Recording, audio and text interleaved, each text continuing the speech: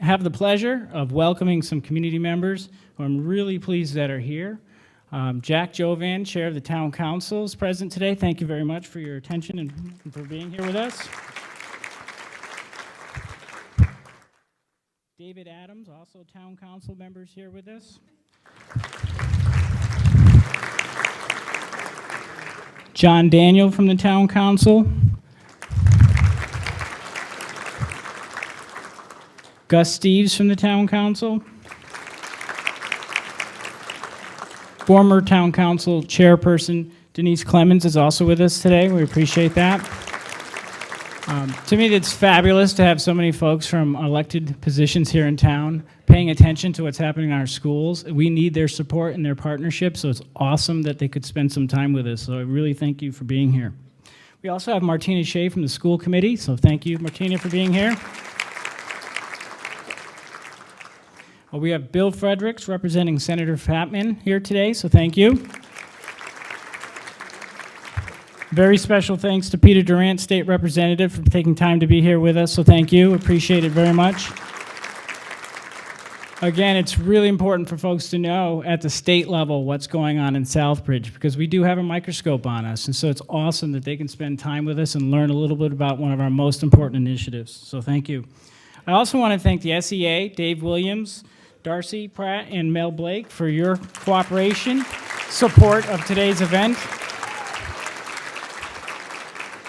The centerpieces are part of the donation of support from the SEA, as well as so many hours of members working on this in their partnership. Super important. As I'll say in a few minutes, PBIS is about all of us, for sure. I also want to thank the Southbridge Business Partnership, a whole bunch of people. Pete Canoyer and his team are here. I thank you so very much.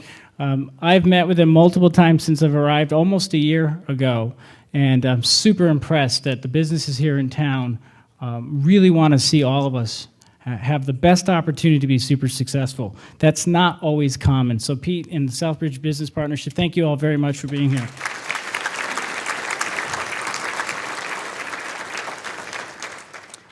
Amy Shea from the Health Foundation of Central Mass is absolutely, I'm not sure if she was able to attend yet. She's on her way, I believe. I want to thank them for their financial support of our PBIS initiative. Folks might not realize Southbridge received a $100,000 grant from the foundation to support this work, and today's event, lunch and et cetera, is all funded through grants.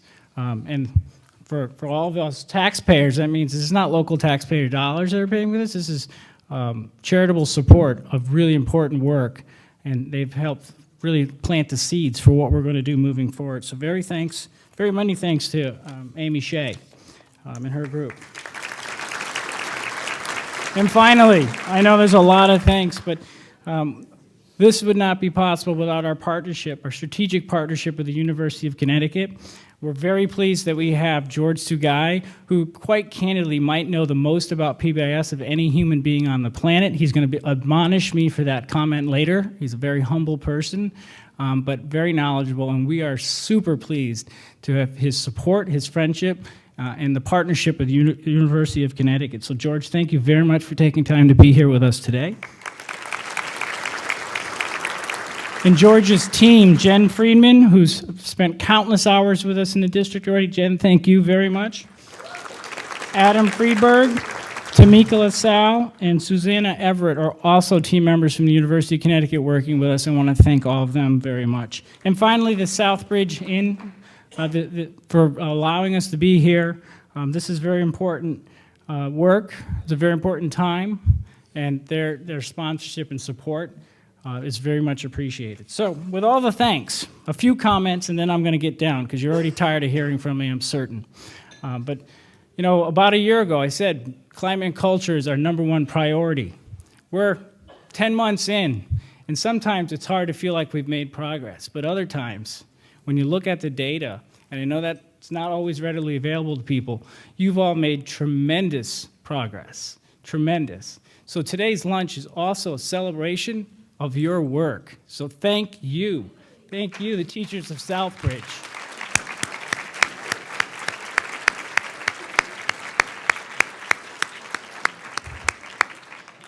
the hard work that we face cannot be done without teachers in the classroom. So you need to remember that I do appreciate your work, and I know how hard it is. We spend a lot of time in the classrooms, and I go home exhausted, and I think, what about these poor people, right? It is hard work being an educator. So don't forget that, and know that we're trying to create systems that make each and every one of you successful. It's very exciting to see everybody relax and enjoying themselves. The humor that's happening in the room and the congeniality is just amazing, and I'm really happy everybody's here. Our next part of our luncheon is really to talk about what is PBIS in really simple terms and begin to debunk some of the myths. So with that said, I would like to introduce Dr. George Sagai.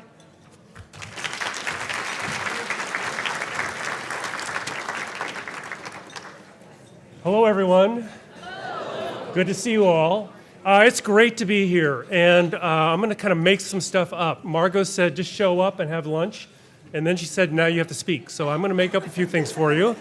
I just want you to know that this is a pretty phenomenal event. When we first started working with Southbridge, there were a lot of challenges and lots of talk about, what could we be and what aren't we going to be. And it's so neat to see so many people in the same room, all kind of focusing on trying to support kids and helping them be successful. I've always said that PBIS is about creating environments where people have a common vision, a common language, and a common routine. And to have you all come together with those kinds of things in mind and see you actually modeling that kind of stuff in this room is pretty phenomenal. Because without those kind of three characteristics of a common vision, common language, common routine, it's really hard to do business. And it's not about an in-service event, it's about how to change our routines and our habits and our climates of our schools. It was really kind of neat. You all learned about how to go through the buffet line. You were very orderly, you were very safe. Some of you went to desserts right away, which that was okay because there was no rule about that. But on the other hand, you were all following, knew the routines, you knew what it meant to be respectful, you knew what it meant to be responsible, especially when you have a large number of people in the same room. So I just want to do a couple of introductory comments. I'm going to turn it over to the facilitator who's going to handle some Q&A kind of things for which Jen and I and Tamika and some others are going to respond to. But I want to debunk one key thing. And many of you are here because of this thing called PBIS. And again, I've always said PBIS is not a big deal. Those 4 letters, those 4 words are just something that we were given to organize how we did the business of creating positive classrooms and positive climates for our students. Fortunately, PBIS, if you will, became relatively successful in the sense of having proven some effects. But it's really not PBIS, it's really about climate. It's really about building relationships. It's really about engaging kids, family members, community members, and so forth. Because without those engagements, this is not going to happen. So a little short note here. You need to understand that academic achievement, success in the workplace, success in families, success in your schools and classrooms is all about the relationships you establish. Now, it's also important to understand that relationships aren't established by chance. They're not established by kind of randomness. They're established by us doing things with our kids and with each other that creates a sense of trust, creates a relationship, creates these kinds of things that we call friendships or respect or whatever. You all have done a wonderful job. You now understand that the more interactions you have with kids, the greater the likelihood that you'll establish a positive relationship with those kids. I think that's such an important message of the work that you're doing, because without the relationships, you can't maximize academic instruction. Without the relationships, you can't establish a classroom management routine. Without the relationships, you can't handle or work with kids who might be going through a trauma or a crisis. It's really important for you to understand that the things that you do around teaching respect, around active supervision in the hallway, around acknowledging kids for doing the right thing, those are all relationship builders. Those are ways that we establish a handshake with our kids. And with that relationship, we are better able to support their needs. Right now, there's a great body of research, I think I mentioned it back in the fall, that indicates that 95% of kids across the country view schools as a safe place, regardless of neighborhood. And what turns out, the reason they feel it's a safe place is because of the relationships they've established with the adults in those environments. We have a really important role in playing in building those relationships and those things. I think I'm supposed to just push that. Yeah, okay. You're not supposed to be reading that anyway, but okay. I think it's really important to know that it is about the relationships that you establish. You can do that through academic success, but you also have to do it by establishing at least a person-to-person contact with every single kid. That's where you're headed, that's where you're going. So again, I don't care what you call the stuff that you're doing. Understand that PBIS is this kind of thing. It's a framework that allows you to get the work done. It allows you to say how important it is to teach respect, like we're teaching reading or like we're teaching calculus. I also want you to remember that what you're doing here is really cool because it's being driven by teams. You took on this activity unlike many others that you've done in the past. In the past, you've had training events. An expert will show up, will do a 2-hour in-service, and walk away and say, do this on Monday. You've learned that UConn will not go away. They keep showing up. And they're showing up because they understand that coaching, prompting, reminding, and reinforcing are such important parts of professional development. Your superintendent has said to you, this is one of our highest priorities. Not because PBIS is something sexy and you want to do, it's because it provides a framework to get the work done. If bullying pops up in your district, you've got teams that can address those. If something else shows up in your district, you've now got data to be able to describe what you're looking at. Big deal for us that you're looking at using your team as the mechanism for change. Your administrators are supporting your team as the mechanism for change, and that's really what PBIS does. The cool things around respect, responsibility, gotchas, and so forth, those are all neat, but what's really important is that you're using those to establish relationships. I also want you to kind of think carefully about what you've experienced for the last hour and a half. I know there are conversations going on in this room and in your schools around why do we have to give out positives to kids. And I want you to understand that one of the reasons why this event is such a positive experience is because there's such a focus on paying attention to what people are doing the right way. Just look up at these screens. You are acknowledging each other, and you're liking each other for acknowledging others. You're getting free desserts. You're getting all kinds of cool things that allow you to be acknowledged for the work that you do. You're getting a free afternoon off. All these things are acknowledgments of your contributions. They're ways to express their appreciation for the work that you've been doing. Kids need to experience the same level of interaction as we are in this room, where we're being respected for who we are, where we're being listened to when it's appropriate, and so forth and so on. So again, I want to kind of acknowledge that PBIS is really about establishing those relationships. And you go about that through the kind of interactions that you have. A couple more things I want to mention before I move on. I also want you to know that Southbridge is unique in much of the work that Tamika and I and Jen and I do in other places, in that you've got city council members, you've got school committee members, you've got community members, you've got the newspaper, all here to learn about as well as supporting this effort. A lot of the places I work in, we do not have community support. And you have that support because you are indicating to them that there's a chance, a sense of hope about what can be done in our schools, your schools in particular. You are breaking the bad habits and you're trying to establish good ones.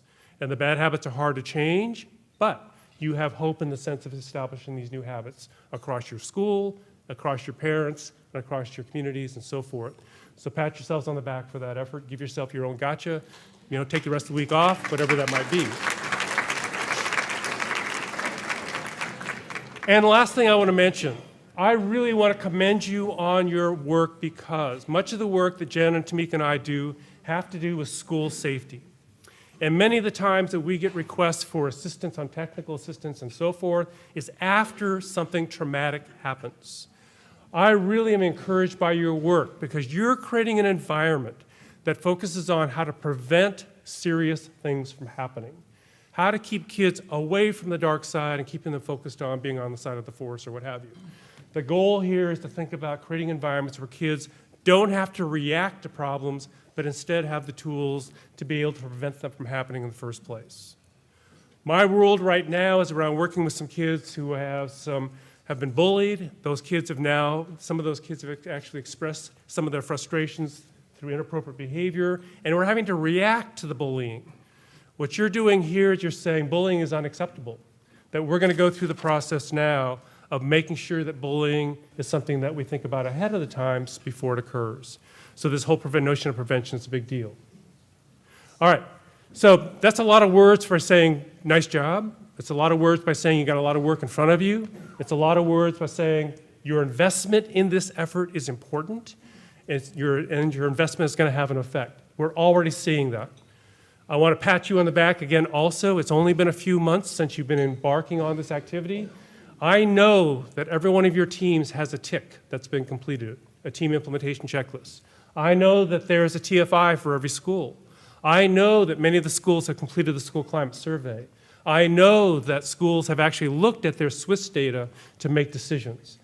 That's such an important part of the process, and it's something that's happened very quickly. I think that's a big deal because without the data, it's hard to judge where you are. It's hard to say, where do we need to go next? So again, pat yourselves on the back for collecting those data and setting up those systems, because without the data, it's hard to know where you're at and where you're going to go next. Okay, so I'm supposed to stop, turn this over to somebody else, and I think she'll tell you the routine because I don't know it.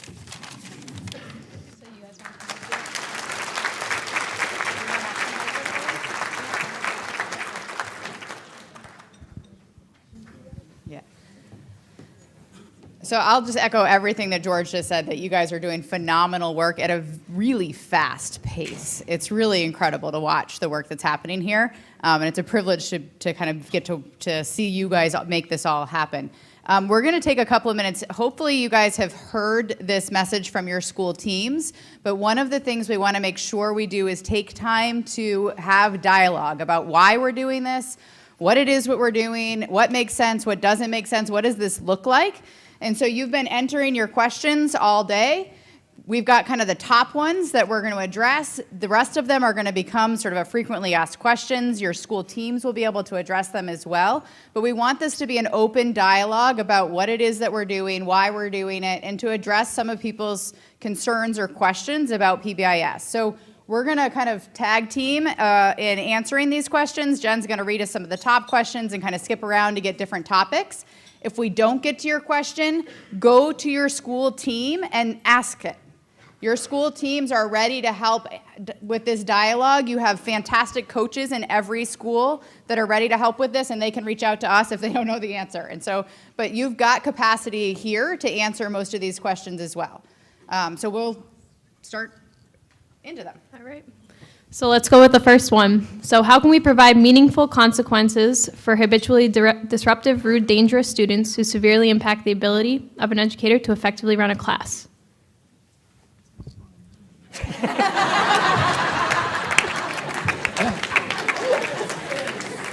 Okay, so I'm not sure why that happened, but that is a very important and very common question. And I think it's really important to understand the logic that we've tried to push forward around a continuum of supports. I think consequences are necessary for all kids. They need to know when they've done the right thing and the wrong thing. However, 80% of kids are going to be fine with a no and a correction. There's about 20 to 25% of kids who are not going to respond to the typical consequences found inside a discipline handbook or a code of conduct. And the big message for us is that means we need to start thinking about what can we do differently for those kids who are not responsive to the typical routines in our schools. They've already demonstrated they're not responsive to a talk to or a being sent home or a parent call. So that means that Tier 2, Tier 3 supports have to look differently, not the same as what we do for Tier 1, for those kids who have chronic, challenging problem behaviors. I grew up in most of my training working with kids with serious emotional behavioral disorders. I'm pretty convinced we have treatments and interventions and programs for kids who present serious problems. I'm not saying they are easy to implement. I'm not saying that all kids respond, but we have a response. The trick is how well Tier 1 is in place to support the use of those Tier 2 practices. The important point, again, is that Tier 1 provides us a way to screen for those kids who need a little extra. So I think it's really important to understand that you all are working towards developing the capacity to make good decisions about what individual kids need for their supports. The classic example is the kid who can't do the work, so we send him home for protesting. And what we've really done is given him the kid what he or she wants. So we have to start saying, how do we modify the consequences to make sense for what the kid is displaying? And that typically means teaching the kids how to do the work, how to ask for help, and so forth as an intervention. Again, I'm not saying it's simple. I'm not saying that all those interventions work, but we know that we can have a routine in place if Tier 1 is established and you think about things from a tiered response. Want to add anything? You can't really add anything to George says, but I would just echo George's focus on Tier 1. That's the work most of you are engaged in right now. That's not the end of the work, but it frees up time and capacity and resources to be able to meet the needs of those kids that are chronically disrupting your classrooms. And so the work we're doing right now might feel frustrating for some of you because we're not, Johnny is having a hard time and we're kind of telling you we're going to focus on everybody else right now. But there's a science and a logic behind that we know that the very best thing we can do for the kids that are chronically acting out is give them a positive, predictable, safe environment as a starting place, and then we layer on supports on top of that. And that's where we're headed. We haven't done all of that work yet, but that is where we're headed. And so we will get there. We will meet those kids' needs. Like George said, there's a ton of science behind that, but the Tier 1 work you're doing right now is the essential foundation for that. What are the roles of parents in this program? I think that it's important that the families be involved in this process. And a lot of times we implement things and the parents don't really know about it. So one of our goals is to be transparent with the students, to be transparent with the parents so that they're involved in this process. We also want them to be able to feel comfortable with providing feedback and working within sort of the framework that we've built. So when we're thinking about expectations, when we're thinking about rewards and consequences, being able to share that with parents so that they can do that at home or when their kids come home and they talk about certain things that are working. One of the things that we often don't do, if let's say we call home and we're struggling with a student, we automatically have a consequence or something in mind. Instead of asking parents, do you see the same thing at home? Do you have any recommendations? How can we work together to create something that's more fluid instead of having this environment where kids are at school and they have this one set of expectations and then they go home and it feels completely different. We really want it to be more integrated. And again, part of that is just being transparent and talking to parents in a way that is sort of layman's terms and talking to parents in a way that's really transparent about what we're doing and letting them provide feedback for what's working, not working, the same way that we want to do when we work with the teachers, when we work with students, or anyone else. Can I add one thing? Yeah. I'm triangle-minded, so I always think this way. I think 80% of your families out there just need information. I'm really happy that the press is here. I'm really love it that they're willing to share successes and what's going on in your schools, because parents just need to be aware, or as Tamika said, transparent. There needs to be transparent communications. I also think it's important to understand that there are parents out there who need a little extra in order to help their children be successful at school. And there are parents out there who probably have needs themselves that have to be taken care of in order for them to support their children.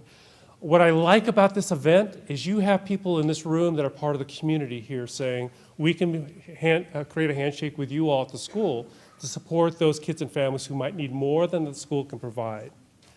I think schools can do a lot with most kids, but they can't do everything with every family. And I think it's really important to kind of think about the triangle logic, if you will, for our families as well. The best place to start, using Jen's idea, is give lots of information, especially the successes, to your parents on a regular basis. We're the same person. Pardon? It's Tamika's idea, Okay. but I'll take credit. We're the same person. That's right. They had this idea. But I think it's really pretty important that you all start saying, how do we get a hold of this, wherever the reporter is in the room, slip that person a regular article to send out to the community about successes happening. Because without frequent bumping into successes, they're going to view the schools as what they thought the school was like, as opposed to really what it is. Sorry. That's yours. No. Oh, I've got one. you got one. All right, I'm going to go to this question here.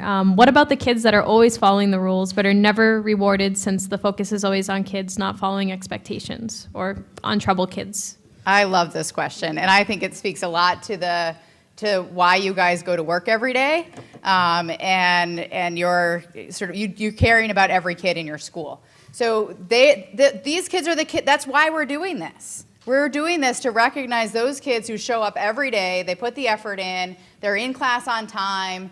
They are respectful. They're problem solving with their peers. They're the role models that we want to kind of shine the spotlight on.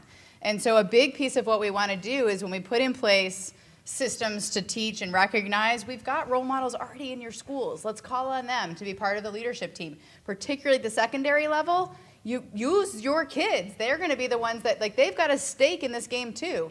So pull them in, let them show off the skills that they have. When we develop acknowledgement systems, part of this falls on us to make sure that they are actually equitable and that kids are being recognized who show up on a regular basis. But our focus, and this is a tricky thing to do as an educator, is to but the goal is to shift our attention from the kid who's acting out and right in front of us to the 3 or 4 or 5 or 6 kids that are around that kid that are doing the right thing in that moment. And it's hard as an adult to learn to shift that because the kids are really good at getting our attention in negative ways, and that's what we're used to doing. But as we as a community shift our focus, that sends a really powerful message to the kids, that's what we value and that's what we care about. So I think these kids are part of why we do this. It has a really positive impact on the kids that are acting out too, but these are the kids that we want to kind of do this kind of thing for, right? Like, you guys all show up because you get paid and you enjoy your job, but this is nice too. We want to do that same kind of thing for the kids that are doing the right thing every day. Yeah, I was just going to add that I think what Jen said, it's about being equitable in how we're recognizing students. I mean, so often we're in the schools and I've seen one student and, she's fine. 20 minutes later, she's frustrated. And I'm like, why are you frustrated? Because everybody else is acting up and she can't get what she wants to get from the teacher and she can't do what she needs to do. And so, that's an important shift. And for kids to be able to, one, verbalize that, I think is huge. But it also reinforces what Jen said and being more equitable around using students as models, rewarding good behavior. It's easy to sort of hone in on the students that are being most disruptive, but that 80%, those 80% of students, they should be rewarded and acknowledged for showing up also. All right, next question. Will this work with our population? Yes. Hold on. Yes, but that's part of why we're here. So as a national center, we know this works. I mean, 26,000 plus schools are associated with the national center in places like Southbridge. But part of what the national center wants to learn is what does it take to do this well in places like Southbridge. So that's we're here because we love you all, but we're also here for selfish reasons because we want to learn with you. So the National Center is committed to, over the course of these next 5 years, and where we have funding, to come in and learn alongside you what does it take to really turn the school climate around in a place like Southbridge, where you have kind of crazy stuff that happens every once in a while, I hear. So we want to be able to shift that, and we're committed to that piece, and that's part of what we want to learn with you. And I am very confident that we have enough science behind what we're doing and enough evidence behind what we're doing that this will work here. It has to be Southbridgeized. You have to make it work within your school. The high school is going to look different than the elementary schools. That's a really, really important piece of what you have to do. It cannot be one size fits all. It's not one size fits all across towns or districts, and it's not one size fits all across schools. Yes, sorry, I grabbed it from you. No, that was great.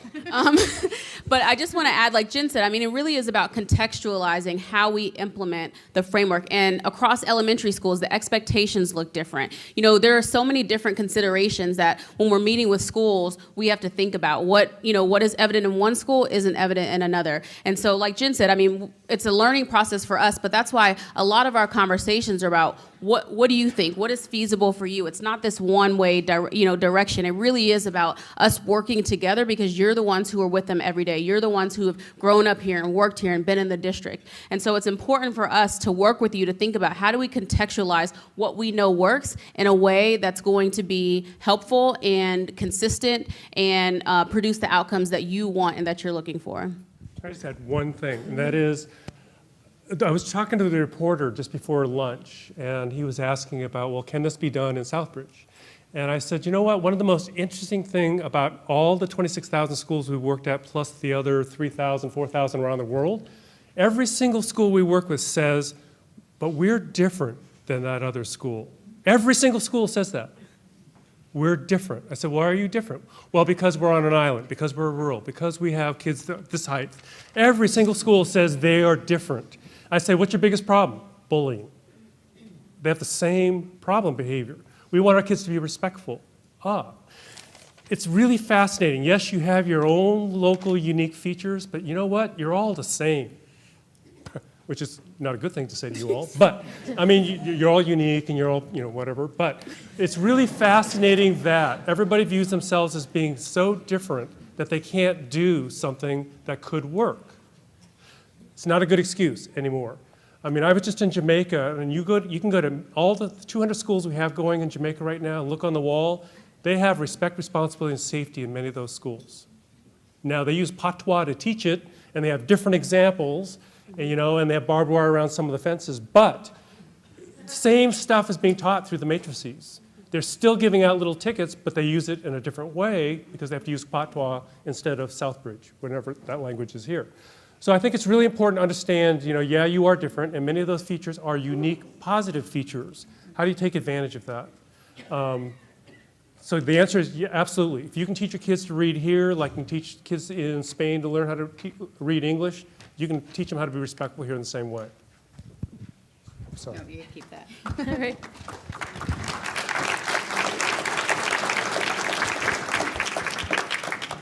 So how will it work if not everyone buys in? We need everybody, and we're going to move ahead and kind of bring people along at the same time. So this is a team-led effort. This is something where there is a leadership team and coaches in place in every single school. The idea is that is a representative leadership team. One of the outcomes that we want to have from today, one is that you kind of learn more about what PBIS is, we debunk some myths. We want to invite you to be part of the process. One of the things that I have seen in my couple of months spending time here is the amount of passion you guys bring to your job is phenomenal. Like, you sometimes show it in weird ways, but you show up every day and you're super excited to do, and you want to make change. You have lots of ideas about how to make that change. Join your PBIS team. Be part of that process. The teams are going to be the ones that kind of bring that together. If you have questions, if you aren't sure about what we're doing, go to your team and ask. They are ready to have those conversations with you. They want you to join them. They want you to be part of this work.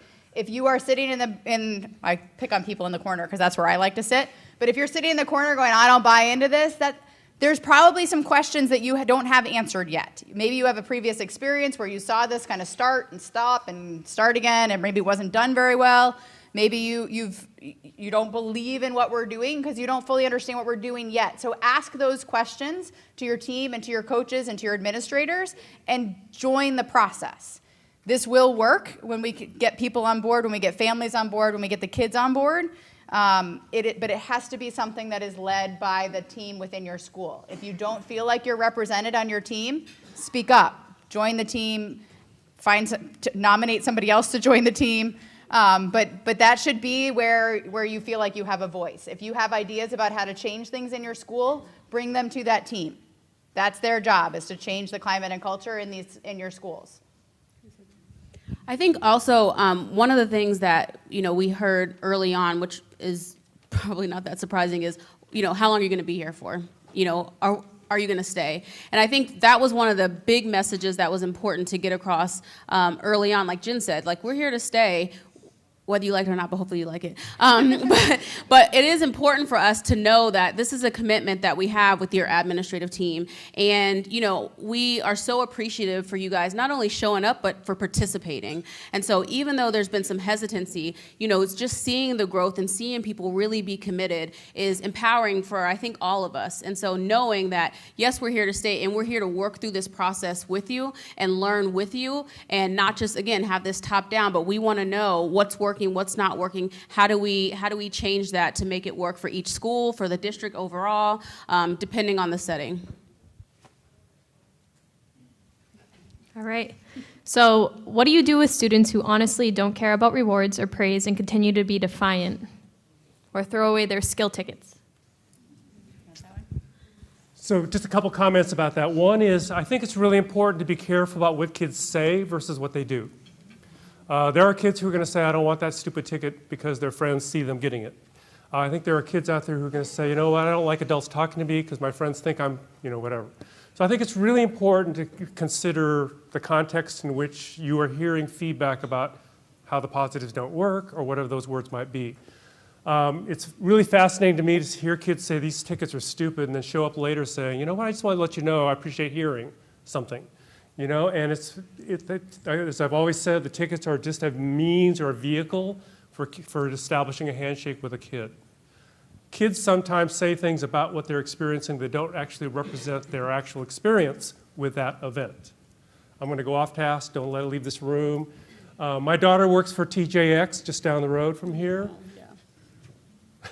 She just told me that in her division, her production, whatever it's called, I'm not sure what she does, but she said, I have been nominated for the Employee of the Quarter. She goes, Dad, your PBIS stuff is in my business. Get it out. And I said, well, I'm so sorry, but you've been acknowledged for your contributions. And she goes, yeah, I think so. And she goes, I said, if you don't like it, don't show up for the photo shoot. No, Dad, I've already made my appointment for my hair. It's really interesting to hear what she talks about versus how she experiences the event and what it really truly means to her. Does she really like the, you know, the quarterly thing? Maybe, maybe not, but she really likes the attention. She likes being acknowledged for her contributions and so forth. She also said, I feel badly about those people I work with who aren't acknowledged. I said, what are you going to do about that? She goes, I'm going to make sure that they know we're a team. So I think what's important about those kind of examples, using my daughter as an example, is that, you know, what people say doesn't always match up to how they appreciate the experience, and that we want to help them understand what the value is of that particular handshake. So I think, again, don't tell my daughter I told you about her in public like this, but, or I should say go out and buy TJX stuff. But at the same time, I think it's pretty important for us to understand how kids respond. You have multiple cultures in your classrooms and your schools. You have kids with a whole range of experiences. How they experience positives are going to be different based on their experience. So I think it's pretty important for you to kind of play it out that way. I just want to add on that like George, I started my career with kids with EBD, and some of them do show up, and it feels like they really just don't care about anything that you put in front of their face. I completely agree with George that it doesn't mean they don't care. And we talked last night with the secondary teams about so they don't know how to receive this information. But the other thing that signals to me is a kid, or in some cases an adult, who's given up. They don't feel like they have a shot at success. Like, why would I come to school every day? I'm below grade level. I just get told to no, stop, don't all day long. I've given up. I'm not going to try anymore. And to me, that's something that's our job as educators, to meet that kid where they are and figure out what the supports are to kind of help them feel like they have a chance at success. It's a totally normal human reaction to give up and walk away if you know your chance of success is 0. If you think you've got a shot, kids and adults will work really hard at that shot. So we've got, like, our job is to kind of come in and figure out what's going on for that kid, continue to give them the positives because they're going to experience it. They just might not tell us that it's what they want to hear. But we've got to figure out, we got to give that kid a chance at success in some way, shape, or form, and let them know that they have that chance. And then they're more likely to kind of come along with us. Remember how we started out the school year and I told all of you that you had a homework assignment to greet your kids at the door? Do you remember that? One of the schools that we did that, the teachers all greeted their kids at the door, and a teacher came up to me and said it was the hardest thing she'd ever done. And I said, why is it? And she goes, kids kept asking me, the teacher, what's wrong with her? Why are you being so nice? You've never seen that before. Why are you greeting us at the door? You know, they're not used to it as well, and they don't know how to respond, as Jen said, to that experience of being treated. And frankly, it's more of a challenge for the adults to make a switch in character or behavior, if you will, than it is for the kids to receive it. They're just like, so what's wrong? What do you want from us? Why are you being nice to me today? They're not used to that experience, and that's why it's sometimes hard for kids to respond. And I think we have to be careful about how we interpret that response. Sorry. He keeps wanting to give me the microphone. All right. Next question. How are special education classes included in school-wide PBIS when they have their own behavior plans in place?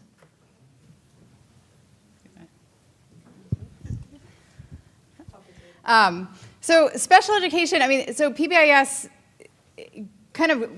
what we've learned by teaching kids with disabilities turns out to be good for everybody.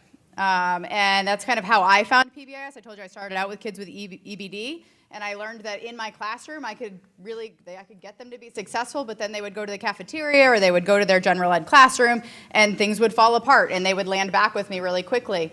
And for all kids, like I was saying, one of the most important things we can do is give them a positive, predictable, safe environment where they can be successful. That's the work of the PBIS team. So the work that you're doing is really creating a space where all kids, including those with disabilities, and especially kids with disabilities, can be successful.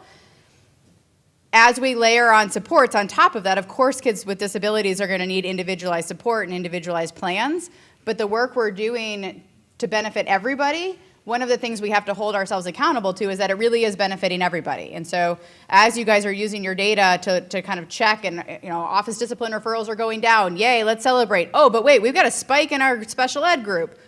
That's the work of the PBIS team, is to kind of think about how do we address that. Your team and your intervention is going to be dynamic and change based on what your data tell you. You're not done with the work until everybody is benefiting from what you're doing. And so it definitely includes, and sort of we've learned from what we know in special education and are sort of applying that now school-wide to benefit everybody. Just a couple quick comments. One is, remember, first of all, special ed is just really a structure to protect kids with disabilities. It's to ensure that they get access to what they need to have to be successful. It's a set of protections, a set of due process, it's a bunch of forms, whatever, right? But they're still kids, and they should experience the same thing all kids experience. I'm going to modify this a little bit just to make it fit a little bit, but remember the greeting kids at the door? There's an example of a teacher greeting kids at the door, but letting one kid go by not being greeted. And the question was, why did you let Tamika go by and you didn't greet her? Well, she's on an IEP. She doesn't get greeted. She's in special ed. She has autism. She doesn't get greeted. That doesn't make a whole lot of sense to me, right? Tier 1 is about everybody. Everybody should experience a safe, caring, respectful, responsible environment. Because you're on an IEP means you're getting special protections to get access to the instruction for your individualized needs. I'd also argue that you have kids right now that are experiencing, quote, special education instruction, even though they're not on an IEP or don't have a disability. So don't think about special ed as all of a sudden something special with respect to how the school-wide works. All kids should get exposed to the same thing. They shouldn't be isolated away because of the label, because they have an IEP on their back. It's all about making sure they get what their needs are. Sorry. Time to go? So I didn't ignore this other one that's on here. I'd love to hear about the PBIS achievements in each school. We're actually going to be moving to that next. But I would like to thank the UConn team, George, Tamika, and Jen. Thank you guys so much for coming up here.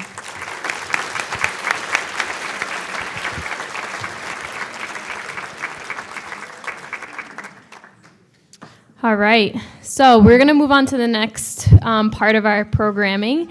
And I'm going to invite teams up, and we're going to talk about some of the things that they have been working on this school year and share their achievements. And I'm really excited to hear and share out and see what we've been working on this year. So Charlton Street, would you guys mind coming up first?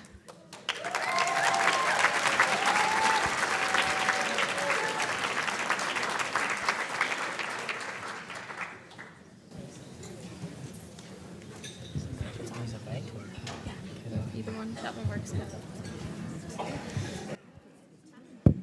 Good afternoon.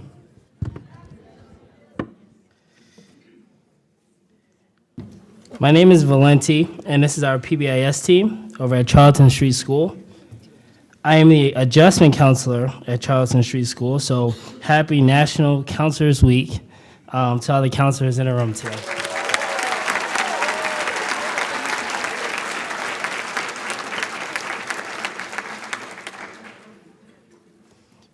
Also, happy Black History Month.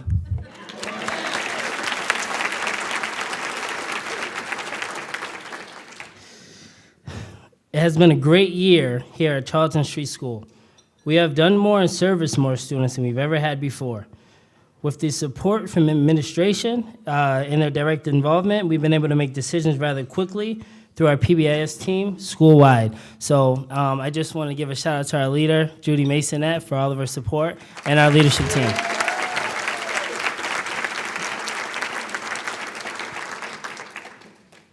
We've implemented several tiered strategies school-wide. We've created student buy-in with our school store, which is earned by students as they've exhibited the Charlton Street Way through respect, responsibility, and safety. Students have a bank account in which they either deposit their tickets or spend their tickets on items offered through the school store every week.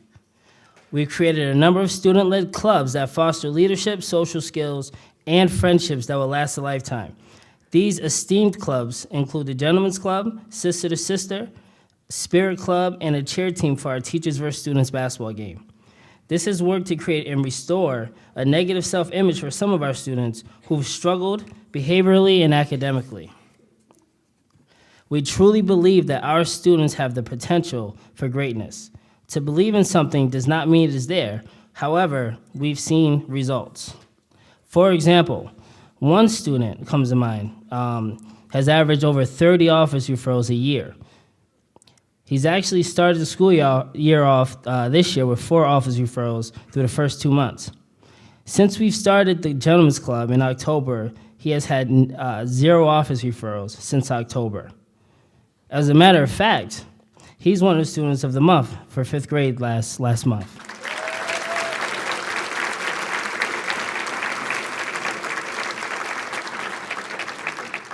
Like, how great is that, right? So he is now mentoring a 3rd grader and takes extreme pride in a mentoring role. He's also tutored math students, and he's made a complete 180, so very proud of that boy. But without community buy-in, this isn't possible. We have our culture and climate team, where we look to highlight dates and events which helps to create a positive school climate, which appears to be successful up to this point. We have our monthly town hall meetings where we meet during each class morning meeting and discuss upcoming events with the students, concerns and issues around the school, walker safety, bullying, and hygiene. We also allow the students a chance to discuss school activities and PBIS events that they would be interested in. I had one student in 2nd grade express to me that he'd want to have no homework for the rest of the year. I don't think that's feasible. But we love the excitement. We have our Student of the Month celebrations where we invite parents in to celebrate the joyous occasion. We provide refreshments and allow a chance for our students to exhibit a sense of pride in getting the Student of the Month award. We also have a showcase near the front of the building where the Students of the Month are displayed on the Wall of Fame. We also have a staff member of the month chosen by our leader. This is also on display in the front of the building. Through our PBIS team, we highlighted a goal for ticket distribution. We crushed that goal, then had a coffee, hot chocolate, and tea celebration. Our Students of the Month delivered the orders to each teacher around the building. Our students earn weekly golden paws. These golden paws are also on display in the front of the building when you walk in. With these golden paws, students earned extra recess on Fridays. Teachers are also being creative with their classroom rewards. They're doing classroom auctions as well as having pajama parties and other exciting activities which continues to promote student buy-in. This has been extremely effective for our students. We've done our reteach of hallway, bathroom, cafeteria, recess, and bus expectations last month. This time around, the students modeled the appropriate ways to exhibit positive behavior in each area, while staff, the PBIS team, completely making fools out of ourselves, displayed the inappropriate ways to behave in these areas. This was interactive and engaging. We're not perfect. Nobody's ever going to be perfect, but we're continuing to build a foundation at Charlton Street School. We've incorporated the Tier 2 Academy with the help of UConn, where we have school-wide check-ins. The students are selected using data including attendance, ODRs, counseling request forms, nurse visits, and it's through our SST process. This has allowed us to make meaningful connections with our students who may be struggling and divert them to a different direction than the one they were previously on. We have roughly 300 students in our school. We created a survey which asked the students who their preferred adult was in the building. 16 out of the 300 students reported they didn't have a preferred adult. Using that data collected, we have since identified these students and made those connections, whether it be through peer mentoring or just classroom teaching, teachers or adults in the building making that an intentional effort to make sure that the students have that connection. We'll run the survey again in the spring with the hopes that that number is decreased significantly. Through the implementation of PBIS, our school culture and climate has improved immensely. With behaviors and ODR significantly down, our students are also able to access the curriculum. We're making connections with our students, which has created a safe learning environment to foster learning. PBIS is the acronym, but the people, no, scratch that. The community is what makes it work. Thank you.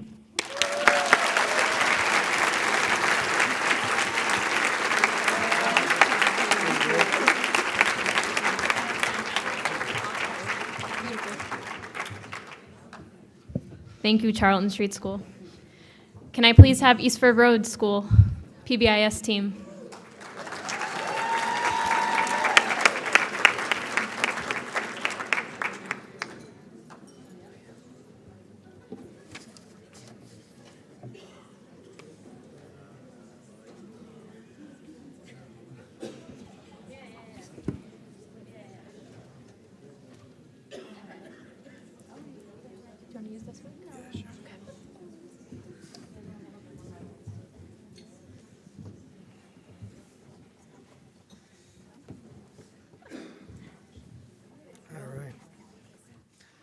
Hello, my name is Anthony O'Coin, and I'm one of the PBIS coaches at Eastford Road School. We have an incredible PBIS team. So at Eastford Road School, we have preschool through first graders, and they are adorable. Please come and visit sometime. We're actually looking for volunteers to help us in the classrooms. So we were told that we were supposed to focus on one or two things that we're proud of this year regarding PBIS implemented programs, so that's what we did. And we were also told that we have about 3 to 5 minutes maximum, so I'm definitely gonna stay to that. So, I'm not very good at this. So the focus today is gonna be on our Best Behaved Bus of the Week contest that we started this year. It's our very first time doing this. And one of the reasons that we did this is because the amount of bus slips, and another reason is because a lot of students were coming into our school not ready to learn because of the bus. The volume, the sheer volume really set some kids off. When they would get off the bus to come to school, some kids were even crying, and the ones that weren't crying were extremely overstimulated. It took them a long time to be ready to learn and to get back down to a calm level. But most importantly, the reason that we decided to implement the Best Behaved Bus contest, Best Behaved Bus of the Week contest, was because we couldn't bear to watch Mr. Demon do any more lengthy investigations to see which 5-year-old pinched first. So that's the real reason. The PBIS team behind me created a dynamic lesson plan that involved role plays, and the kids really liked it. And we explicitly taught bus expectations and introduced this contest to the kids, which they were very excited about. And like I said, we've never done anything like this before, even though bus has always been a problem for us. The the biggest thing is we partnered with AA Transportation and the bus company. I can't say enough about the bus company that we have. They've helped us so much, and they deal with a lot of the same things that we deal with, but they've been incredible through this process and long before that. So Jen Buchart, helped us get this off the ground. We had the idea, but she helped us get this in motion. So Jen Buchart and I went out to the buses after getting approval from the bus company, and we talked to each bus driver and let them know what the plan is. And all the bus drivers were on board, and they never had any hesitation. They actually like it as well. And we do too, because we've seen a lot of improvement with the buses. So let me explain what this contest is all about. It's all about thumbs up. So the buses in the morning, one of the administrators and myself go out to each of the 6 buses, and we see how many thumbs up the bus got. So no thumbs up would mean not too good on the bus this morning, maybe some standing or loud talking or something like that, distracting the driver from focusing on doing his job. And next, okay, bus stickers. Whatever bus wins the competition, we announce it during morning announcements, and we praise the students on that who ride that bus for sitting nicely, and we thank them for doing a good job on the bus and allowing their driver to drive safely. And so we give the students bus stickers, and they absolutely adore their bus stickers. They walk around with their chests held high, and the teachers give them high fives and praise while they're walking by with their bus sticker on. It's incredible. I wish we would have started this 10 years ago. And this whole Best Behaved Bus of the Week contest, it all evolves around our dance party. So we have an incredible dance party each week to reward the Best Behaved Bus of the Week. And those dance parties are a hit. And a lot of teachers who are on their break, they come down and do some dancing as well. So we have disco lights, we have incredible DJ, myself, and we just have a grand old time. It's only about 12 to 15 minutes of dancing, but that's enough for us old people. And the kids love it. They go home, and every day of the week, they know these dance parties are on Wednesdays, but every day of the week they ask, are we having a dance party today? Are we having a dance party today? So it's definitely catching on. And while the students are leaving the dance party, each of the students who ride that bus get a $10 golden ticket to use at the school store, and they love that. And lastly, we communicate with parents as well to let parents know which buses have been winning the Bus of the Week contest, or sometimes we even have ties, which are tough because we only have limited space in our gym, but the kids love the crowded gym and the dance parties. So we communicate with parents through our monthly newsletters to let parents know which buses have been doing an incredible job on the bus, sitting and staying at a calm level to let the bus driver focus. And we also review bus data regularly and do reteaches as necessary to see if we need to, just give students a reminder about what they're supposed to be doing on the bus. But we've seen great improvements, and Mr. Demon has no longer had those lengthy investigations.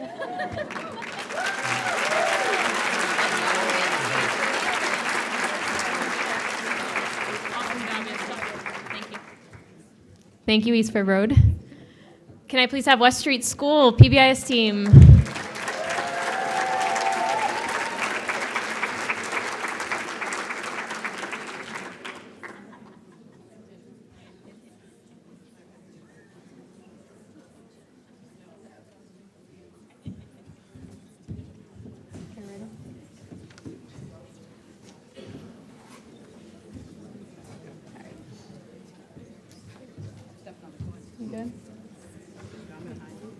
Okay, at West Street School, we are the Wildcats.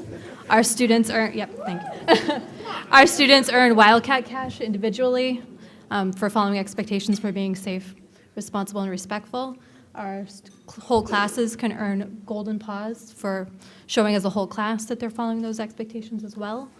And then we use the Wildcat Cash at the school store every week to buy whatever various things that they want. We also have 5th grade school ambassadors that are PBIS ambassadors that go and visit the younger grade classrooms to support in counting out their money and making purchases. This year we spent a lot of time in about December going over the lessons for PBIS, and then in January we had a boot camp week where we reviewed, 9 different areas? 9 different areas, such as halls, bathroom, whole group, small group, and we had this great passport that the students got stamped for each lesson that they reviewed, whether with their classroom or in their specials. We've also been celebrating our staff with the praise notes that you have at your tables. Each week we pick about 2 different staff members, and they get to pick either gift cards or leave early or dress down day. We've had parents at grade levels come in to, like at after-school sessions, to go over what PBIS means at our school, and we've been reviewing PBIS and Swiss data during our team meetings. Students have also been earning dance parties for following the expectations during like whole school assemblies. So yeah, we were also keeping it short and simple. Like Charlton Street, Jen kept telling us to just go over a couple of things, and that we're going to keep it very informal. So we kind of rushed a quick speech, but our poster's beautiful.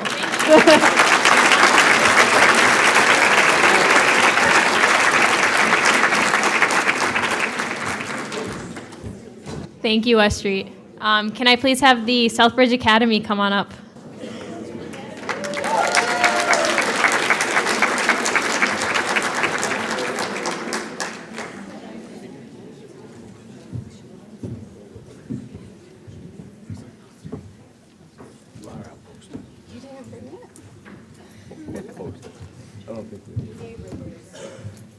Hi, so I'm Desiree Chumsantavit. I'm the principal of Southbridge Academy. Just quickly, I'm curious about how many people know about what kind of students the Academy serves? Wow, nice. So mostly this side of the room. This must be the elementary side, maybe. Okay, so we are a day treatment high school. We are serving the high school students. We have some 8th grade students. We started about a year ago, and when I say we, I wasn't there a year ago. We actually had 4 staff that carried over from last year to this year. So we had a lot of building to do. I'm new as a principal, and I was new to the academy, so my first day of work was the first day of school, so that was pretty awesome. Fortunately, we have a really amazing team that pulled all of the things that was started with PBIS from the year before and had a plan going in, right? So we started that plan and then quickly learned that there weren't a lot of routines. The students didn't really know what to expect. The staff didn't really know what to expect. So we had to kind of feel out the staff and get to know them because we're serving students that are Tier 2 and Tier 3 students who aren't making it in the high school or who aren't making it in the middle school. So Tier 1 approaches weren't really going to cut it. So we had to get to know these students and build some relationships with them before we could really figure out how to meet their needs. We need to figure out what their needs were. So we started doing that. We finally got into, probably took us at least a whole quarter to kind of feel out the community, the parents, the kids. We started in second quarter implementing specific plans for each of the kids that needed specific plans, which ranged well, I won't go into that. We're going to keep it really short. But it was the full gambit. We're going to talk a little bit about lesson plan. Ms. Perez is here. She's going to talk a little about the lesson plan, a little bit about that, and then I'm going to close it up for us. And we're going to be really like 5 minutes. So Ms. Perez. Thank you.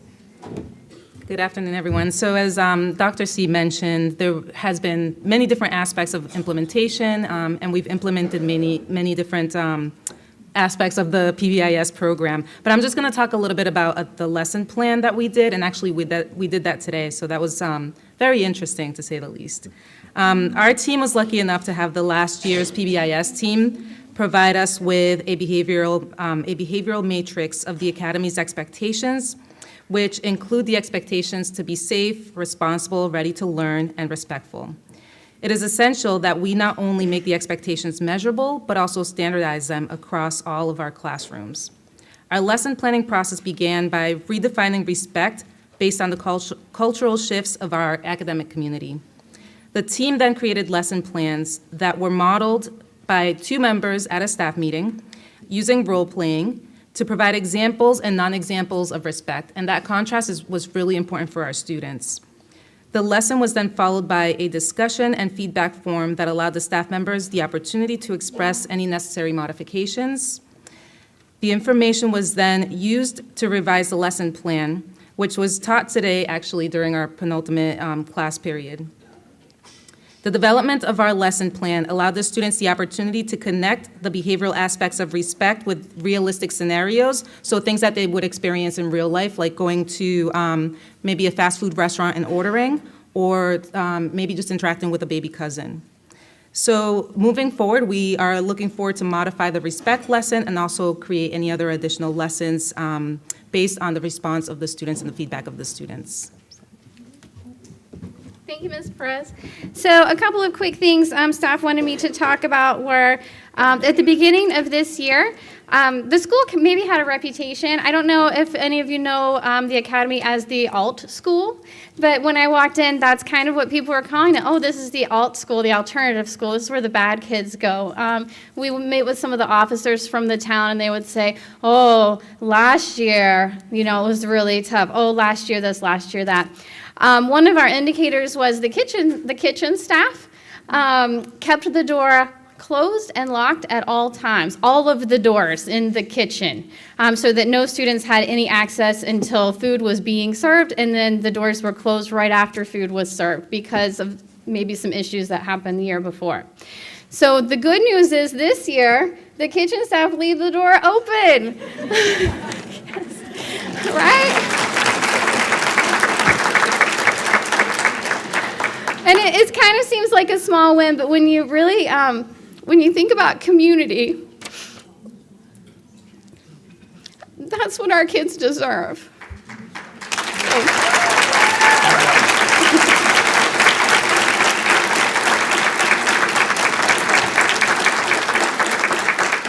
I kind of knew this would happen. Okay, a couple of other quick things. So did I. Okay. A couple of other quick things. We have a point system also, and trying to get high school kids hooked into a point system is pretty awesome, but for the most part, it's working. We've set not only individual goals, and we have a school store that's rocking and rolling with cool stuff, like we had some tickets to the Worcester Raptors game donated to us by a community partner. We put those in our school store, and they flew off the shelf. That was pretty awesome. We had one kid buy 6 of them, took her whole family to the Raptors game. Yeah, it's pretty cool stuff. We also got some shirts made, so the kids want to be really affiliated with the high school, right? So the high school has Pioneer gear, and they all want to go back to the high school. And so we've got Southbridge Academy shirts made with the Pioneer emblem. So surprised at how quickly those flew off the shelf. We keep ordering more. We set some school point goals for the point sheets, and we've had some parties. When we hit 10,000 points, we had a community breakfast, so teachers and all the staff, the kids voted on what they wanted to eat, and then the teachers came in early and cooked it up in the kitchen with the doors wide open. So role modeling there, yeah. We had a 20,000 point party and another 30,000 point party, and then we're setting goals for the next 40. So we keep posting those goals for the students and then celebrating every time that we can. It's amazing how, cooking and nurturing and providing for kids who have a hard time connecting with people, it's amazing to see the difference that can make in building a healthy relationship, and then watching their behaviors change as a result is pretty miraculous. So okay, we're done. Thank you all for allowing me to be here and be a part of Southbridge. Thank you.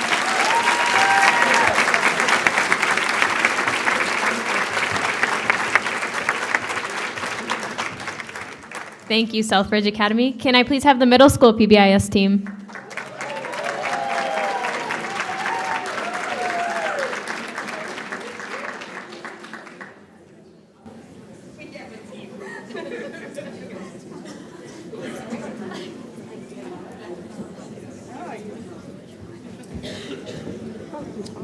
I know, that's what I was thinking. Hi, I'm Shannon Jovan, and this is Jen Lynch. We are the PBIS coaches at the middle school. The middle school's in kind of a different place than the elementary schools, but I'm going to keep this short and sweet. Some of the things that we have already done is we have a behavior matrix created for every location in the building, and we're going to start working with our teachers to create classroom matrices to be a little bit more specific in the classroom. We have been making our decisions mostly on staff feedback and Swiss data. So we use what we're getting from staff and their concerns and their questions to create presentations or to have meaningful conversations and make decisions from there. A couple of things one thing that we've done so far is we completely changed our schedule this year. So about halfway through, we went from having a stagnant schedule to a rotating schedule, and we created all new groupings of students. And every single person was on board with making a huge change. So our PBIS team together, we got cookies that were like shaped like rocket ships and lollipops for like the gluten-free option of rocket ships for like thank you for rocking the relaunch. It was just something that we did because everybody worked together as a team, and that was what we really wanted to emphasize, that like we're one big team. We are currently creating lesson plans for every location in the building. So what those lesson plans are going to look like, we're currently building out a script for a video for Mike Montigny to film, where the teachers will behave as the students and some students will behave as teachers to demonstrate both positive and negative expectations. The students that we've talked to are super excited about it. I told one girl, I was like, we're going to trade places, and she went, that's awesome, but oh no. So it's going to be really cool, and within those videos, we're going to embed some questions so that the lesson plans that we give teachers to teach kids are right there for us and can open those conversations and lead the kids into telling us what they feel that they need to create a safe, responsible, respectful environment. And you can take it. So like Shannon mentioned, we basically just started over, and then we started over again in January. So we finally got some momentum. Like Shannon said, we have the 4 lesson plans up and rolling. We have the support of Dr. Ortiz, our acting principal, to start making some more positive changes, but really trying to implement some processes and protocols that the school was missing. So we're just really grateful for the admin support this time around, and then we're hoping to be able to take control of the school and really teach the kids what they're not aware that they didn't know. So. That was it.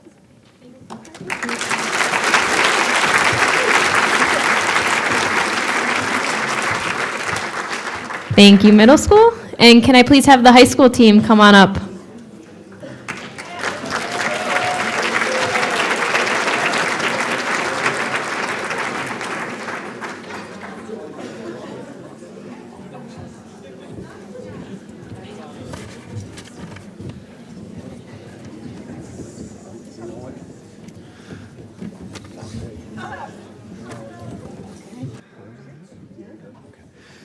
Good afternoon, everybody, and thank you for having us and allow us to speak. I'll talk very briefly about where we're at currently and what has gone very well so far and where we're going to go in the near future. And then I will take about half of this, and then I'll turn it over to Mr. Burris, who's behind us. So far, once we got kicked off in September, we collaborated in meaningful dialogue and a lot of good hard work. People rolled up their sleeves, and a comprehensive action plan was devised in very short order. And the key to that being devised and created was using specific data as well as a large quantity of staff feedback. So in doing so, I really need to thank our colleagues for their input, because that's invaluable.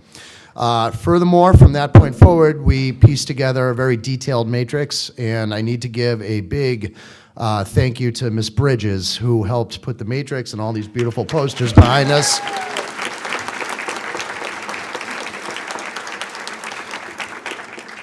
And all of those principles, those core principles that were developed, using what Mr. Burris will talk a little bit more in depth about in terms of safety, accountability, and respect were solely derived from faculty input, so thank you very much.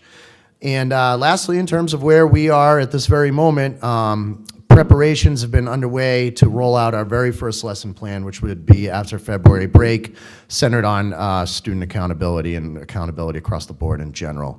And before turning it over to Mr. Burris, one thing that has gone very smoothly, except for maybe the microphone there, this team, I'm just very grateful to be a part of this team. Having been on Lord knows how many committees over time, this committee puts itself together, rolls their sleeves up, does hard work, and I even commented after a 4-hour training last night that I actually felt invigorated after a 4-hour meeting, and I meant every word of it. So before I turn this over to Mr. Burris, thank you, everybody. I'll make it very quick and brief. I was part of the PBIS team last year, in which we created posters for the same 7 locations: CAF, restroom, halls, classroom, assemblies, buses, and after school. And basically, like Dr. Villar talked about, the number one thing that we did not focus on last year was culture and climate. So with these posters this year, we took the opportunity to actually have our own students on them. It has a variety of students that are in AP classes, down to the ones that are most challenging. Everybody wanted to be in the posters and wanted to be in the pictures as well. And so what I've done is a lot of the challenging students, I've kind of put them as models. So now as they're freshmen and they move to sophomore, juniors, we can say, hey, that's you doing the right thing. I think just like Mr. Siciliano talked about, the team is one of the most important things that we've had. We've had student involvement now. We're trying to get parents. We've got each discipline from there as well. One of our coaches was also a special ed teacher here previously. So because we have a lot of diversity, it's one of those things that allow us to move very effectively. Again, great shout out to Ms. Bridges. Our next step now is going to be making these into Spanish versions. And if you look at a lot of our posters, we use a lot of the same common language, so that in each place, no matter where you are, it's going to be the same type of tone and same directive. Last, the one thing that we want to make sure as we talk about these particular lesson plans, we want to make sure that it's not only school, but it's preparing them to be college and career ready as well. So we appreciate everybody being here. Thank you guys for your time, and we appreciate all you guys do. Thank you.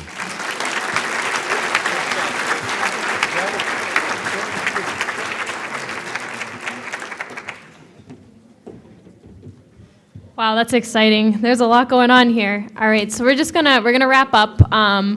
What I'd like to do first is I'd like to do the praise notes that you guys all wrote out for your members and put inside the bag in the middle. So can each person at each table? No, one person. Yeah, one person. Grab the bag.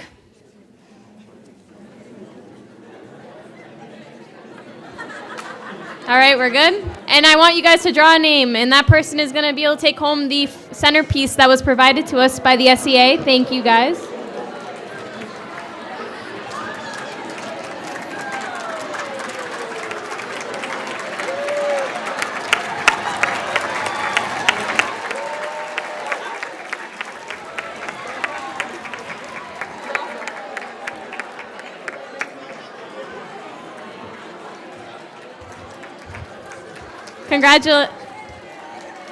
Congratulations to everyone taking home a nice flower. Make sure you water it. Did I get it? Hey! I'll bring it back. Thank you. And just one more thing before everyone heads out. There will be an exit ticket shared with you through the email, so please, it's only 2 questions. I would love to hear your feedback about how today's event went, and then I'd like to turn it over to Margot Ferrick. Thank you all.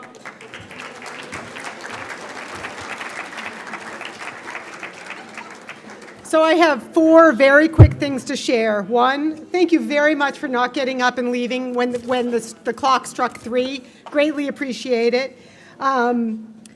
None of this would be happening at the speed, the quality, and the true perfection that it is happening under without Jen Buchart.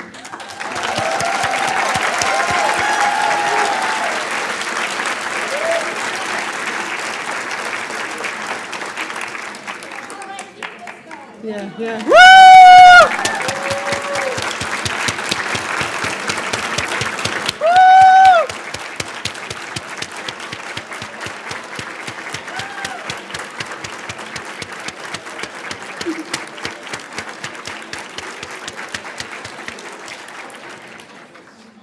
All right, so Jen is starting to well up, and between all of Charlton Street and everybody else's presentations, I am very close to kind of losing it. But so by far the best hire I've ever made. No offense to anybody else in the room, but thank you to Jen Buchart. Relationships are the crux of PBIS, or whatever we want to call it, as George says. And I need to share with you the amazing work that our PBIS teams are doing and the relationships that are happening and growing and strengthening. And it's not easy, and it's wicked messy. And what I hear is happening in these meetings, like people are respectfully challenging each other because they have the passion and the desire to want to make things differently. And I'm going to quote Jen Freeman, who's been leading all the PBIS coaching. What she is seeing and experiencing in our PBIS team trainings is national good, not just Southbridge good. Work that she hasn't seen often, let alone, locally. So kudos to everybody who's participating and joining this.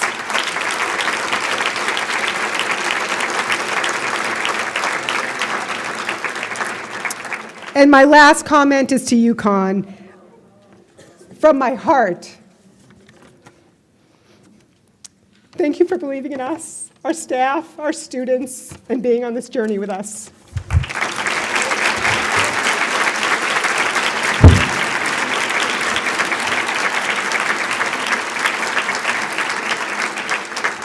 So there are 360 people sitting in this room, and we do not have a lesson plan for an exit. So good luck.